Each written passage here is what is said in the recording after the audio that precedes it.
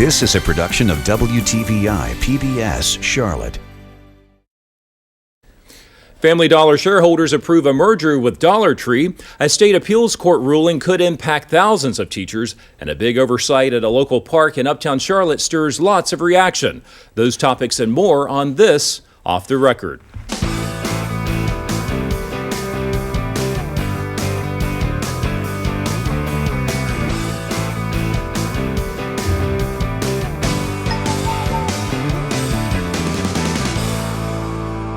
Good evening, I'm Jeff Rivenbark. Our guests this week include Tom Bullock with WFAE, Steve Crump with WBTV News 3, Erik Spanberg with the Charlotte Business Journal, and B. Thompson with WBAV. Very glad to have you all here today. Big news on Thursday, shareholders of the Matthews-based Family Dollar Stores, Inc. voting in favor of an $8.7 billion merger with Dollar Tree Incorporated. Under the deal, Family Dollar will keep a presence in the Charlotte area, protecting some of the 1,300 jobs at the corporate office. But another company, Dollar General, had also offered to buy Family Dollar for more money than Dollar Tree's offer. So why did Family Dollar reject their offer? Erik? Well, this has gone on forever. It's we're trying to keep up with the the dollar stores. Let's be respectful. And so the big issue here was whether Dollar General would be able to pull off a deal in terms of their business. It's very similar to Family Dollar, and so there would be regulatory requirements that they close some stores. And that was the argument Family Dollar made to its shareholders is, let's take the deal with Dollar Tree because we would be much safer and much easier approval process if we go that way. And so this dragged on for months, and then finally this week, they did in fact vote to merge with Dollar Tree. And Family Dollar is saying we can hopefully keep more stores open. Right. But is that just... And keep the name. Yeah. Is that just a spin, though? I mean... Well, it does look like they probably will be able to keep at least some more stores. The question is how many more stores? And then, of course, there were at least some shareholders this week who said, hey, wait a minute, I really would have liked a bigger payday. Why didn't you go ahead and play out this possible deal with Dollar General rather than settling for Dollar Tree? And it was a difference of about $600 million, $80 a share at the top end that they didn't take, $76 and change in the deal that they accepted. So it just depends on perspective. The other piece that's going on here is Howard Levine, who's the son of the family founder. He will stay with the company as a part of this deal. He was much less secure if they'd gone with Dollar General. Well, it makes sense to me when I first heard it because I'm one of those people, I like Dollar General. And quite frankly, they had been eroding what Family Dollar had because they're more similar. Dollar Tree is down here a little bit. So it still keeps Family Dollar, if not driving the car, at least you're the navigator as to where this car is going to be going. So that keeps our region and employees around here a little safer. No, it didn't give shareholders as much money as they wanted, but it means you still have got shares and you haven't closed down and you've not been swallowed up completely by someone else.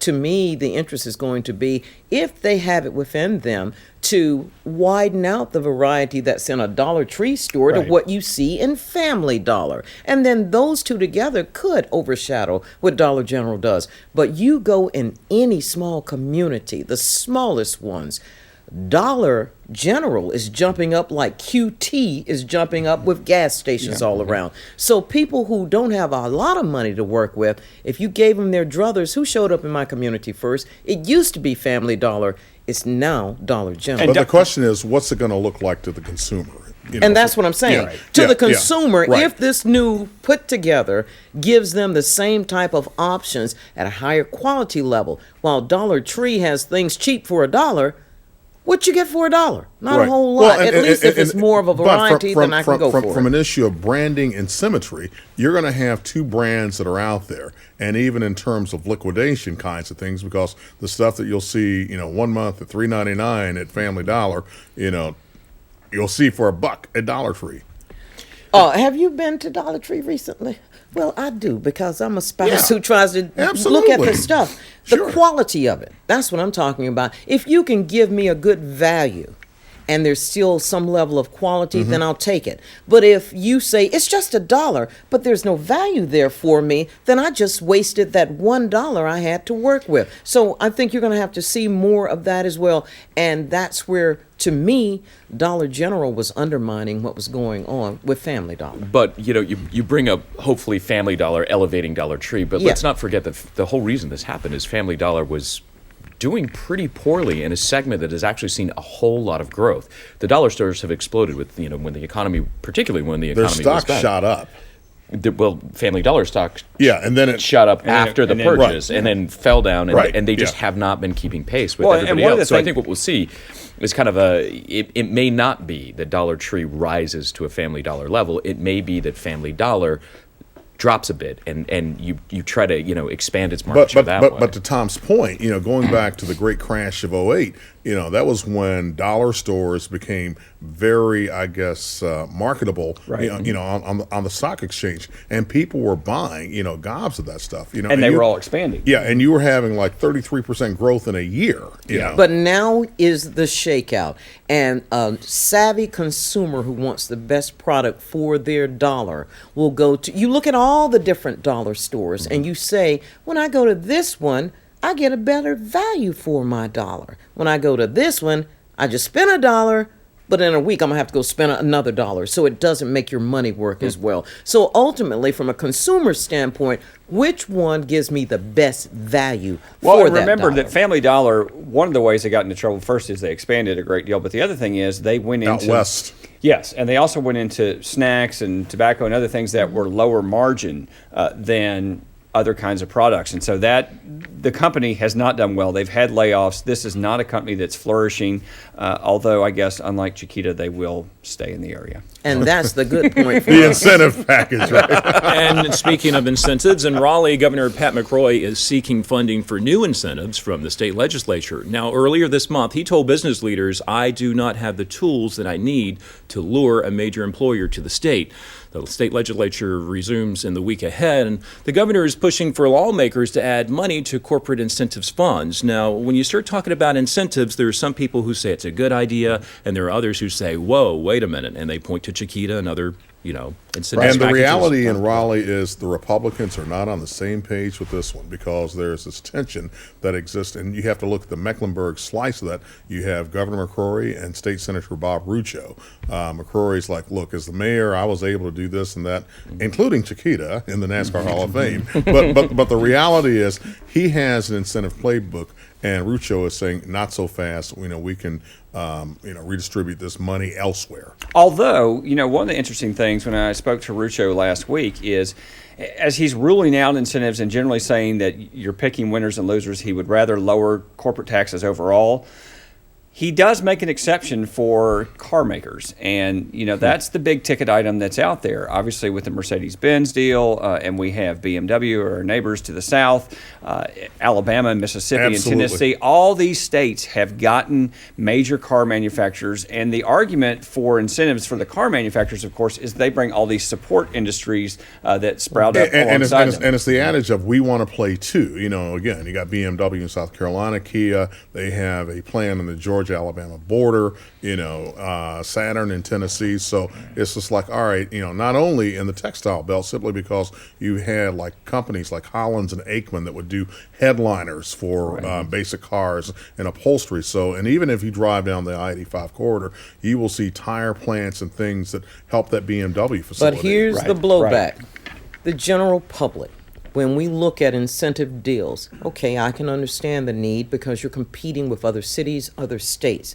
But the blowback, and for us here in Charlotte, looking at what happened with Chiquita, looking at other deals where there have been incentives, major incentives, where people have questioned how much do you give someone to come and what do we get back, and how do you make them stay after you've given them so much to get them to come? it's the You have to balance that out. It's the classic question of, are we getting jobs or are we renting jobs? For just a Right. few years, Yep. and once you get past the tax incentives, what you can write off, what you have made, then you look for the next best deal And and what where you move depreciates to. in the process. And all of that should be counted in, because the general public goes, wait a minute, how much do you give this company? Right.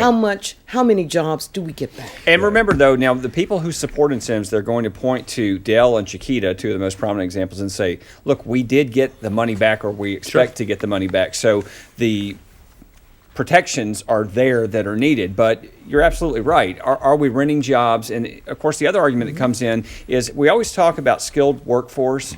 And so people will say, why are we giving incentives when we invest more in education, have a better workforce, and companies will come and form just because of that attraction? Well, the other side of this, and this is kind of, I guess, a slap in the face in some regards, because you and I remember when Royal Insurance came to town, and that was going to be the perfect panacea. But we've seen this with other kinds of things like Chiquita, where how many of those jobs are local? And that kind of goes back to the whole scenario of renting jobs. You dangle the carrot out, but yeah, they're going to move all these folks from whatever Exactly. city their other headquarters were in, and then what happens to the local people who are out of work and the folks that would like to be a part of this new industry coming to town? There's another side to this whole argument too, which is, I guess it's a little bit more almost academic, but it is a point that needs to be considered. There are two ways right now, it seems, where you can really lure a lot of manufacturers, whatever the industry is, to your town or to your area.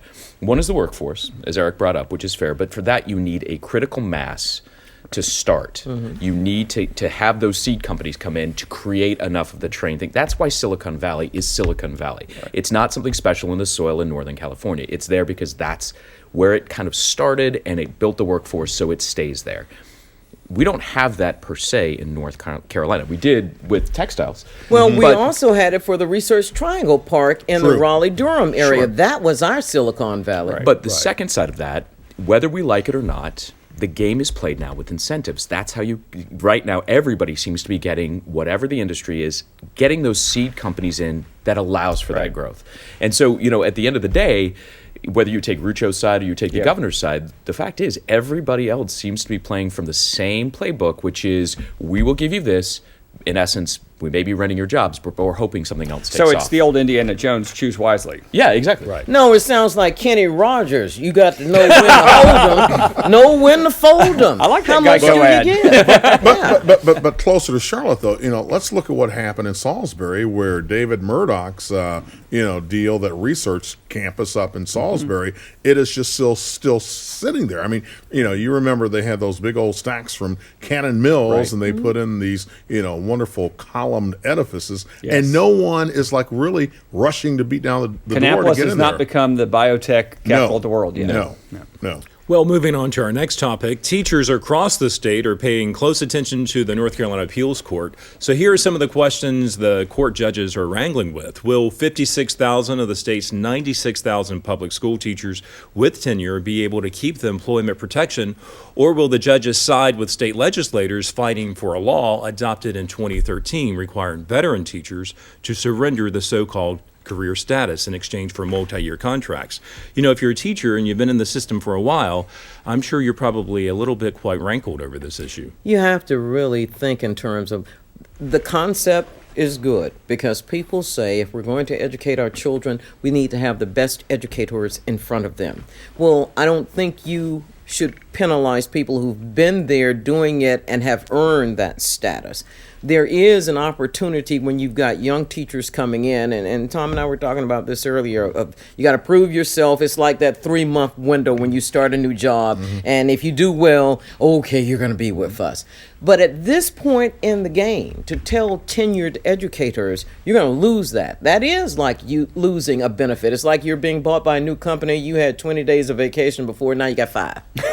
So why did I lose? I didn't change. You changed stuff in the middle of the stream from what I had agreed to do, and you agreed with me is what I should do. So I'm not sure if you can really solve this in a way that's going to make everybody happy. But the bottom line is, how are we educating our children? You should not take someone who has been doing well and has met every guideline you ask them to meet and say, okay, back up and start over Well, again. and you look at experienced teachers. I mean, they seem to be getting the worst of everything. Yeah. That's When we what I'm look saying. at the pay raise. You gotta back up and issue make 'em last earn it year. again. Yeah, I mean, there is a lot of work to be done, not only on this and from a legal perspective, but remember also our friends in the General Assembly have promised to take some action to rectify what they did last year. But which was, it's more of an example of this whole scenario becoming a political football. And what's not to say that you may have a whole nother, deal where the Trevor Fullers of the world will try to put together some local referendum for teacher salaries. yeah, how'd that go last time though? They're going to. I was going to say, they're never going to give they're them the going- right to Precisely. do that. They're going to have to become a lot more strategic if Yeah. they want to make that work. And there's another problem with this whole thing too. I mean, let's assume for a second, and I know we're all loath to this, but let's assume that the General Assembly actually has a good idea here. I know. Here's the problem that I have. Even if you assume that, which I'm not saying everybody should, but for argument's sake, what is the standard for a teacher? What is the standard for effective educator? What is a standard that we can trust that actually can be used year over year over year to decide whether a teacher is an effective one or an ineffective one? I guarantee you, if you look back at how many times the school districts or the state school board or whoever it is keeps changing the standards by which we grade students, you've got to begin to question whether or not they even have a standard that could be effective in this situation. Well, you can't because the raw material, that is the children who you teach, I mean, it's not anywhere near equal. Yeah. I mean, And I don't know It's not a one size fits all. right. And I don't know that you can standardize how an educator should educate. Yeah. You can give some basic parameters, but if you keep changing it, and I will still go back to the fact that we are asking teachers to do more than teach. They're having to keep account of so many other different they things. only have to be counselors and Social social workers workers, and Everything you nutritionists, can think of. psychiatrists. psychiatrists. And it's like, I Disciplinarians, wasn't trained. I was trained to be an educator. I was trained to be a science teacher or a mathematics teacher. I wasn't trained to do all of this. And then you say, okay, well, we'll give you teaching assistants. That's in the lower grades. What are you going to do for the high school teachers who need assistance as well? So you're taking away Yeah. from the core reason that they're in that room, And- which is to teach. And I think about a lot of teachers who probably, say, you know what, I know I'm not going to make that much money, but I love teaching. I have a passion for teaching, and I know that I have the longevity that's going to be, a little bit of assurance for my. Well, the other thing too is the playbook, because you have that whole thing, Common Core, and in other words, what are we going to pull out of the toolbox to give these instructors to work with? Because that scenario keeps changing as well. And I'm proud to say that I went through public school my entire life, literally public school all the way through. And the best teacher I ever had was one who challenged me directly with ideas and concepts that were completely off of what I was hearing in other places. And that teacher didn't do it to be a contrarian. She did it to teach me that there are other sides and you have to stop and think and compare and decide. For me, that would have been Mr. John Montgomery and Charlotte Mecklenburg And School I System. love the fact that we both remember this, Yeah. because another possible fallout from a loss of tenure, and that's really what we're talking about, a loss of tenure. It's the same thing that you have with college campuses. If you lose tenure, that guarantee that you can push a boundary, that you can try to open a young person's mind by showing them something that may not be in the mainstream, that may be different. The best teacher I ever had would have never been able to have had the impact on me that she did. You can't just throw that aside for convenience of contract. Next, I want to talk about something that's taking place in Uptown Charlotte. It involves Romare Bearden Park. Now, lots of people talking this week after news about the entrance to one of the areas of the park violating the Civil Rights section of the Americans with Disability Act. Now, there are only stairs. There are no ramps that could give disabled visitors access to that area of the park. Now, the county's solution to this is to put benches there to block it off until they can remedy the situation. Was that a good idea? Well, I'm going to have to defer to Tom because before we He got had on the air, best he had the idea. best solution. I think he can Everybody, fix that it, way. yeah. He had the best. All right, friends at home. Now, it seems silly to me to put benches in front of stairs and talk about a long-term project that obviously does need to be done. I mean, it's 2015. Right. The Americans for Disabilities Act has been around for how long? Planning for this stuff on a county level has been around for how long? I just want to know, are good county commissioners and people who would actually be able to make this decision Put up a temporary ramp. It's not that hard. I've seen them go up in less than a day. You put them up on stages when you Yes. have concerts at the Thank park. you. Yes. So you can do it. And if anybody's ever worked in concrete, you can't pour concrete now. You got to wait until the weather's right when it's warmer. So that means we're talking late spring before you could do a ramp. So are you going to have benches in front of the steps and tell everybody else, I like the way you say that they work in concrete. I work in oil, acrylic, and concrete. But is legally, this they need to do this because Sure. otherwise they Otherwise- could be legally facing a huge. legally- Otherwise, it's Wapner. Yes. Yeah, totally. But I think it seems to me, unless there's some really obvious overriding impediment here, the temporary ramp would seem to solve it in the meantime. As best I understand, there are two sets of stairs. And we never solve anything here, but this one we can Yeah, solve. hey, I'm so well, happy. please make sure you put the rails up on the ramp. Okay? Put the rails up. It is interesting to me, though, that it's such a beautiful park, and I think it is truly another gem in Uptown Charlotte. But with all the thought and the design that went into building this park, Exactly. Yes. how could you overlook this? Well, and not only that, remember, this was a park that was delayed over and over. I mean, they had so much time Land to think about. swaps Right, and- land swaps. And is the arena here and is the stadium there? You're right. How did they not factor this in? Into the whole But thing. the ADA, was that Clinton administration? All I can say is it certainly didn't happen last week. They certainly could have Right. planned for this. And again, a temporary stair thing can literally be put up over one of the stairs or on the side so everybody can get up. Putting benches up is done to stop a lawsuit. I get that because it's either access for all or access for none. Right. What I don't understand is why they chose the latter. Well, President Obama delivered his State of the Union address Tuesday night. One line that has probably received the most airtime this week is when the president said, "I've run my last campaign," to which he received sarcastic applause from Republicans. But the president quickly reacted by saying, "I know because I won both of them," to which he received loud applause from Democrats. So that's one of the big moments that I remember. What were some of the highlights that you all remember from this speech? Well, one of the things that concerned me was anything he says, Congress is going to say what's opposite to it. So when you say, well, the president should be willing to work with Congress, but you send out sound bites that say anything he sends over here is dead on arrival. Is that working with anybody? And as the public, we should be paying attention to this. And I think this Congress wants to say he's in his last 2 years, he can't really do anything, and we're going to block anything else he tries to do. For the people, we should be paying attention to that. So don't talk to me, one party, about we're here to make this better for the people, and you don't listen to something and say before it even comes to Capitol Hill, it's dead on arrival. That tells me you don't want to work Well, together. it's interesting in a lot of ways. I mean, one thing is this president, particularly, I would say in his first 5-6 years, he was criticized over and over by his own base for being too conciliatory. Now, all of a sudden, when everything seems to be against him, he's out there guns blazing. You know, it's like he's got this cocky swagger, almost like W or something. You know, I'm the new sheriff in town. I thought that was interesting. And I also thought Dana Milbank at the Washington Post made an interesting point that in a time of so much international strife with ISIS and Syria and all these things going on, he really didn't even talk about terrorism. It was as though terrorism had largely been shunted to the side. Well, what have the polls been saying? Terrorism and the economy.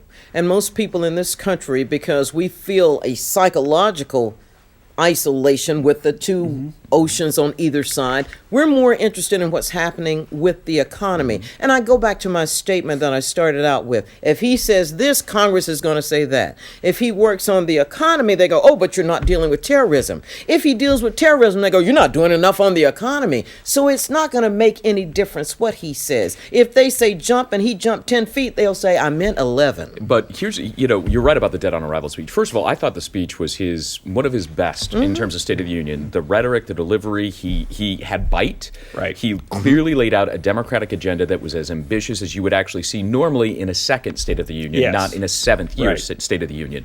But he also brought up the dead on arrivals. He also brought up the Republican ideas where he said, if you send these to me, I am going to veto them. I'm sorry. No, it's okay. The key thing to me, though, is this speech, it is the dead on arrival speech, but it isn't about policies that are going to happen or change. It's about 2016. That's right. It's about drawing boundaries and lines for both sides so they can start building the base to figure out and to try to sell whoever they want to be the So next what it's saying White to the House public resident. is nothing's going to happen for the next Although, 2 years. Tom, that's an interesting point because you even hear Mitt Romney talking about Right. income inequality. Yeah. I mean, the 47% all of a sudden is concerned about income inequality. However you feel about him as a presidential candidate, that's a very interesting shift in the tone. If you know, It's called but get to votes. answer Jeff's question, I think the thing that stuck with me though, and it was more symbolic than any line in the speech, and that is looking in the gallery and seeing Amelia Boynton there, who's like 102, 103 years old, who was beaten with John Lewis on the Edmund Pettus Bridge, and the fact that you have her there, you know, more or less looking down on this president, realizing what happened 50 years ago, coming up in 6 weeks from now, is pretty poignant. And speaking of that, I also want to just spend 1 minute, if we can. The MLK Prayer Breakfast was on Monday morning. B, I know you were there, Tom. Anything that resonated from you from attending that? In talking with Ben Jealous, who is the former NAACP head, and he was the keynote speaker for them, and he talked about what Dr. King would have seen, and it would have been the same. When Dr. King was assassinated in April of '68, that summer was supposed to be the Poor People's March on Washington, and a tent city that would have been there on the mall, similar to where the speech he had given and all the people had come earlier. And Ben Jealous talked about the fact of the inequalities that are still there, the high incarceration rate for men of color, and what's happening educationally that Housing. we've sat here, and the housing that's left. When we talked about chronic homelessness in our own community and how that's growing. So is it a step forward, a step and a half backwards, and are we paying attention to it? Because myself and other people, I want people to do more than just say, remember one speech. Stop remembering one speech and get to the meat of what this man talked about and say, are we going to move forward? Or are we just going to stay in a dreamlike state? I hope we wake up. All right, well said, B. And with that, that's all the time we had this week. Thanks to my guest, Tom Bullock with WFAE, Steve Crump with WBTV News 3, Erik Spanberg with the Charlotte Business Journal, and B. Thompson with WBAV. Be sure to tune in Tuesday at 8 p.m. for a special Carolina Impact focusing on obesity. You'll hear from local physicians about ways to control your weight and some options available for those who are severely obese, plus success stories from people in our area, some who have lost 100 pounds or more. That's Tuesday at 8 on Carolina Impact. Be sure to friend us on Facebook at WTVI Charlotte for a chance to win monthly prizes. I'm Jeff Rivenbark, and from all of us at WTVI PBS Charlotte, we appreciate your support. Have a great weekend.